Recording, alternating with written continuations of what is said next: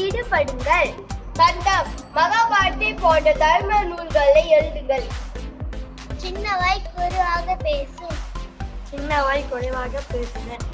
மோதகம் காய்ச்சல் வேலையும் வாழ்க்கையும் இனிமையாக்கி கொடுங்கள். மூன்றது ஆசைகளை அடக்கி வையுங்கள். பெரிய காது நல்ல விஷயங்களை நிறைய கேளுங்கள். சின்னவாய் குறைவாக பேசும். அபயகரம் நன்மைகளை செய்து அருளாக்கி வைத்து. சிறிய கண் எதையும் உன்னிப்பாக பார்க்கவும். பெரிய தலை நல்ல விஷயங்களை சிந்தியுங்கள். தும்பிக்கை விஷயத்தில் உறுதி கொள்ளவும். பெரிய வயிறு உலகமே தன்னில் அடங்கி உள்ளது.